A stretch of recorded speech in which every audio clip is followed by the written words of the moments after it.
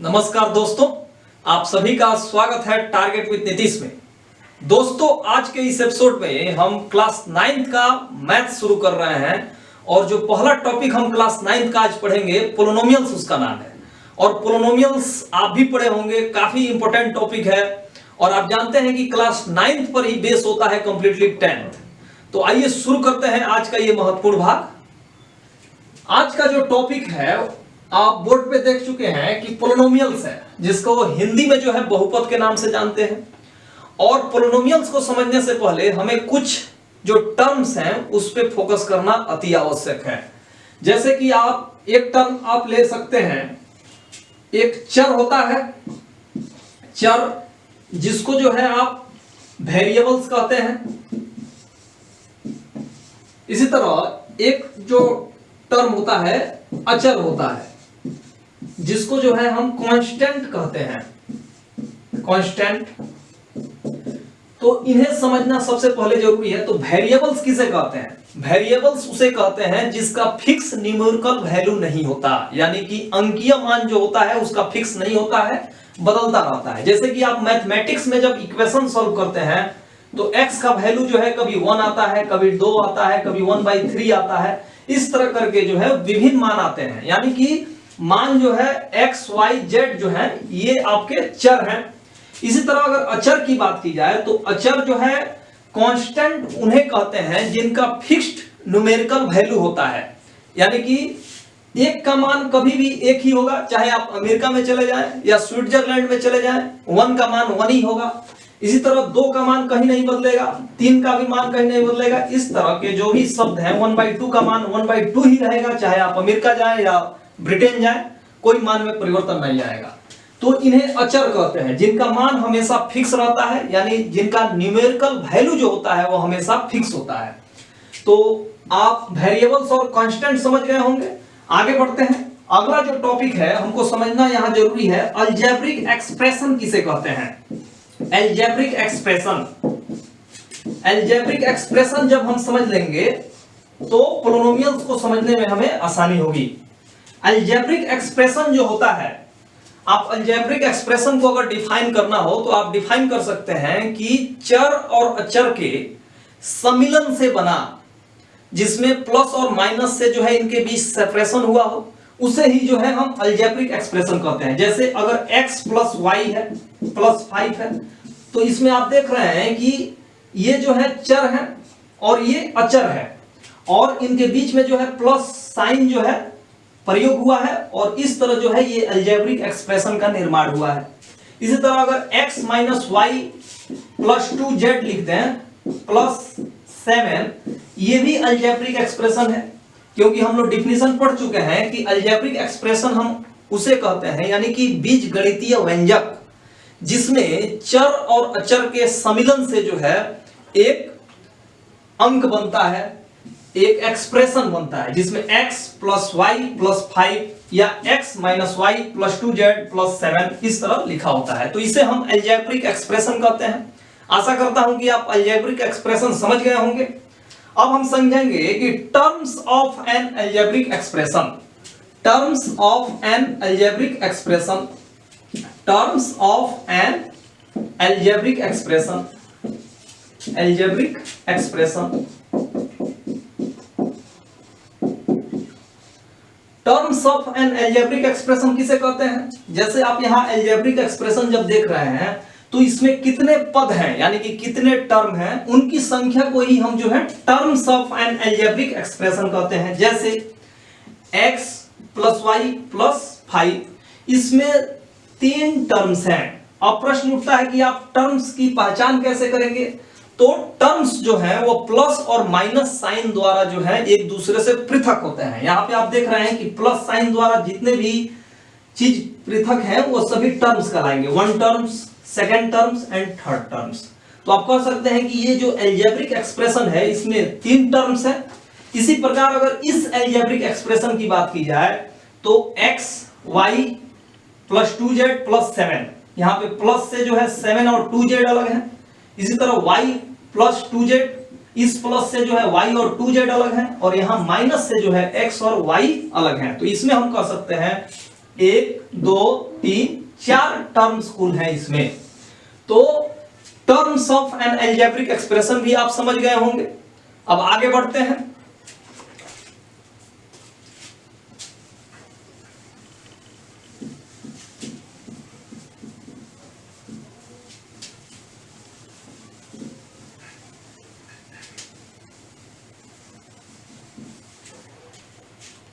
Terms of N algebraic expression आपको समझ में आ गया होगा।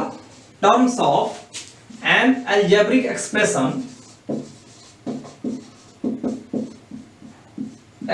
जो है आपको समझ में आ गया होगा। तो आइए आगे बढ़ते हैं। इसके बाद हम पोलिनोमियल्स को डिफाइन करेंगे। जो पोलिनोमियल्स है, पोलिनोमियल्स, इसको हम डिफाइन करेंगे, जिसको हिंदी में जो है बहुपद के नाम से जाना जाता है। और हम इसको जो है बारी बारी से हिंदी और अंग्रेजी में इसको डिफाइन करेंगे। तो अगर पोलिनोमियल्स की बात की जाए तो an algebraic expression in which the powers of variables is whole number, then we can say that it is an polynomial. बहुपद क्या है? बहुपद एक ऐसा बीजगणितीय व्यंजक है जिसमें चर राशि का जो घात होता है वह पूर्ण संख्या होता है, यानी कि होल नंबर होता है। होल नंबर से तो आप परिचित होंगे। होल नंबर का मतलब होता है 0 1 2 3 4 5, इस तरह जो है अनंत तक जो है होल नंबर का श्रृंखला चलता रहता है।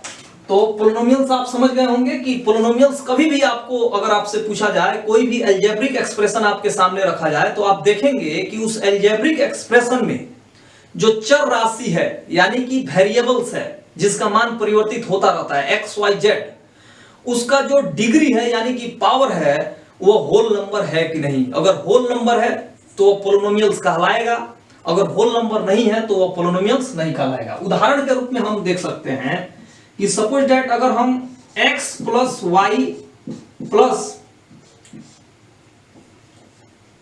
2z, इसको हमको देखना है कि ये पोलिनोमियल्स है कि नहीं, तो हम केवल से इसमें जो है वेरिएबल्स पर फोकस करेंगे।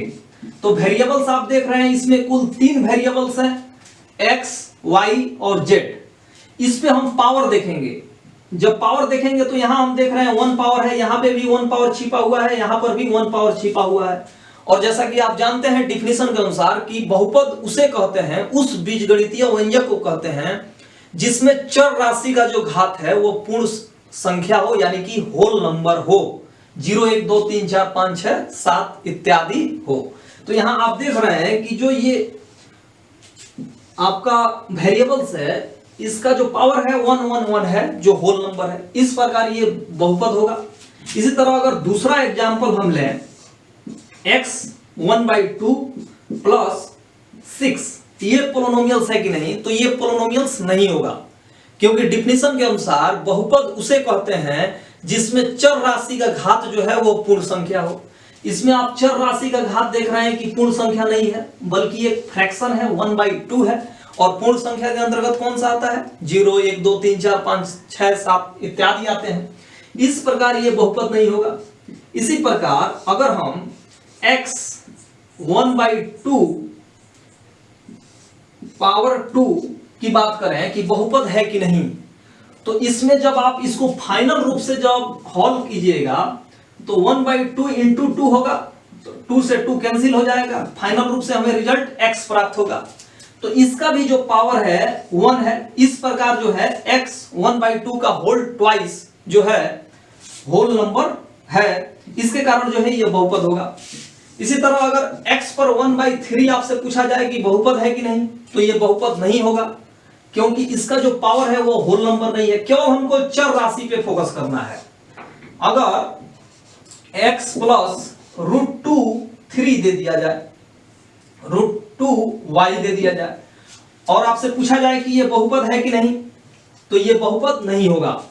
क्यों? ये बहुपद होगा क्योंकि हमें चर राशि पर फोकस करना है बहुपद का पहचान करने के लिए। तो यहाँ x दिया हुआ है, यहाँ y दिया हुआ है। हम देखेंगे कि जो चर राशि का घात है वो पूर्ण संख्या है कि नहीं। अगर चर राशि का घात पूर्ण संख्या है तो वह बहुपद होगा। तो इसमें चर राशि जो है x है और y है, यानी जिसका मान वैरी करता हो। तो x का यहाँ पावर 1 है, यहाँ y का पावर 1 है, जो कि होल नंबर है, इस कारण जो है यह बहुपद होगा। तो आपको कभी भी बहुपद की अगर पहचान करनी हो, किसी भी प्रकार का क्वेश्चन आपसे पूछा जा रहा हो, तो आप जो है सबसे पहले देखेंगे कि चर राशि का घात जो है वो पूर्ण संख्या है कि नहीं। और याद रखिएगा कि आप उसको फाइनल रूप से हल करने के बाद ही देखिएगा कि चर राशि का पावर जो है वो पूर्ण संख्या है कि नहीं। उदाहरण के रूप में आपको एक क्वेश्चन दिया जाए कि x पर पावर जो है 1/3 इंटू 3 है, इसको पूछा जाए कि बहुपद है कि नहीं। तो आपको जो है, आप जब पहली बार इसको देख रहे हैं तो आपको ऐसा लग रहा है कि चर राशि का जो घात है वो पूर्ण संख्या नहीं है, लेकिन जब आप इसको फाइनल रूप से हल करेंगे तो 1/3 इंटू 3 होगा, 3 से 3 कैंसिल होगा, तो x का पावर 1 आ जाएगा। और यहाँ पे जो फाइनल रूप से जो हमें अलजेब्रिक एक्सप्रेशन प्राप्त हो रहा है उसमें 1 जो है वह आपका पूर्ण संख्या है, इसके कारण जो है ये बहुपद होगा।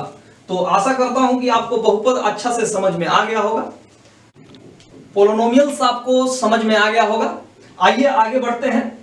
अब हम जानेंगे पोलिनोमियल्स इन वन वेरिएबल से आप क्या समझते हैं। Polynomials in one variables, polynomials in one variables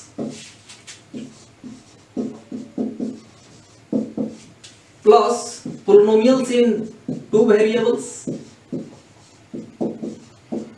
polynomials in two variables.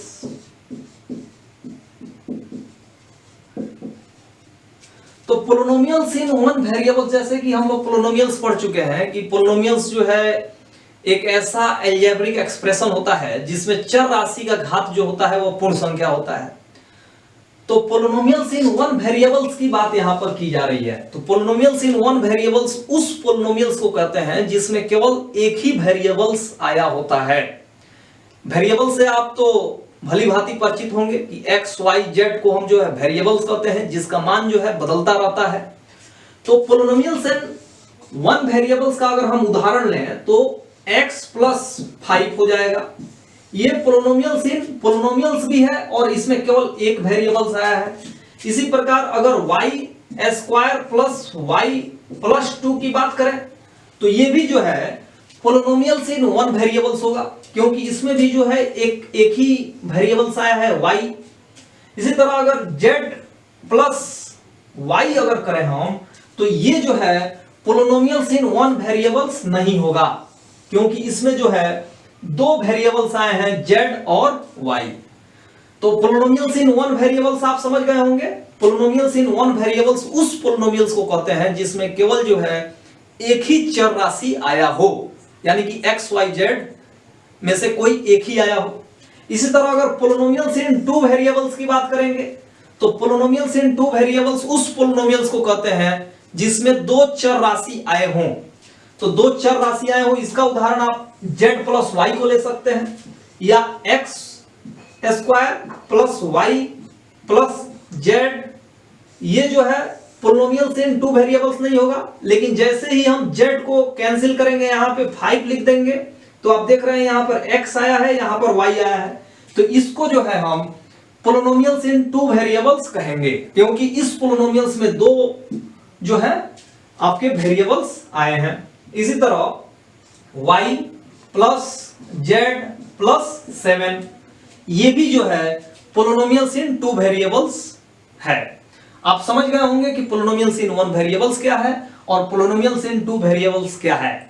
आपको अगर हमारी यह वीडियो पसंद आ रही है तो कमेंट सेक्शन के माध्यम से जरूर बताएं, और अगर जो भी टॉपिक आपको पढ़ाया जा रहा है पोलिनोमियल से रिलेटेड, चाहे वह कांस्टेंट के बारे में हो या वेरिएबल्स के बारे में हो या अलजेब्रिक एक्सप्रेशन के बारे में हो या पोलिनोमियल्स का डेफिनेशन हो, कोई भी चीज जो आपको समझ में नहीं आ रही है उसके बारे में आप कमेंट सेक्शन के माध्यम से जरूर बताएं, ताकि मैं आने वाले वीडियो में जो है आपके डाउट्स को भी क्लियर कर सकूं। एक चर में बहुपद और दो चर में बहुपद क्या होता है आप समझ गए होंगे। आइए अब जानते हैं स्टैंडर्ड फॉर्म ऑफ पोलिनोमियल्स क्या होता है। स्टैंडर्ड फॉर्म ऑफ पोलिनोमियल्स क्या होता है। स्टैंडर्ड फॉर्म ऑफ पोलिनोमियल्स क्या होता है। पॉलिनोमियल्स क्या होता है, क्या होता है।